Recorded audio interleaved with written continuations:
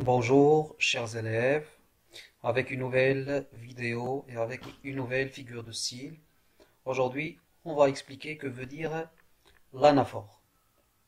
Alors, l'anaphore, premièrement, essayez de voir comment ça s'écrit afin de maîtriser son orthographe.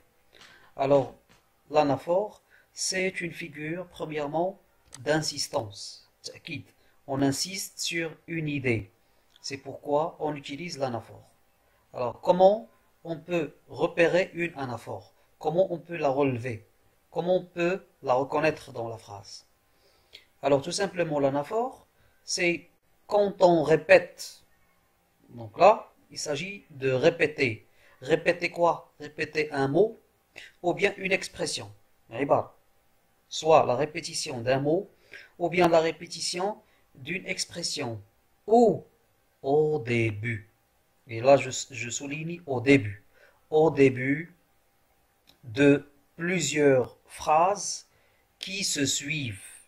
C'est-à-dire, on peut avoir deux phrases, trois phrases, l'une après l'autre, et qui commencent, alors les deux ou bien les trois phrases, doivent commencer par le même mot ou bien par la même expression.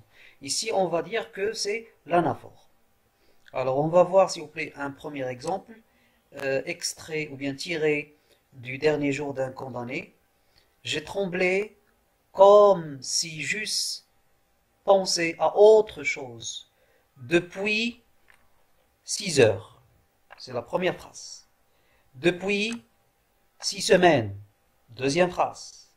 Depuis 6 mois. C'est la troisième phrase. Donc essayez de voir. Alors cette phrase-là. Alors on a depuis 6 semaines. Depuis 6 heures, pardon. Ça commence par depuis. Depuis 6 semaines. Depuis 6 mois. Donc ici, on a la répétition d'un mot. Quel est ce mot? C'est depuis. Au début de trois phrases. Regardez. Ici, on a virgule. Depuis. Depuis, c'est le premier mot de la phrase. Depuis, c'est le premier mot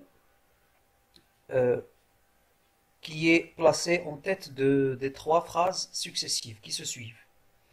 Un autre exemple. Moins qu'une minute, moins qu'une seconde, et la chose est faite. Regardez ici, on a deux expressions. Alors, moins qu'une minute, moins qu'une seconde. Alors, les deux phrases ici commencent par la même expression. Moins que, qui est placée au début des deux phrases. Un troisième exemple. Pas un regard dans l'œil, pas un accent dans la voix, pas un geste dans les mains. Alors, première phrase, ici on n'a pas, ça commence par pas. La deuxième phrase, elle commence par pas. La troisième phrase, elle commence par pas. Alors ici, on a répété le même mot au début de trois phrases successives qui se suivent. Alors j'espère, chers élèves, que vous avez compris que veut dire l'anaphore. Et bien sûr, c'est la fin de notre vidéo. Je vous remercie pour votre attention et attendez les vidéos prochaines. Merci bien. Au revoir.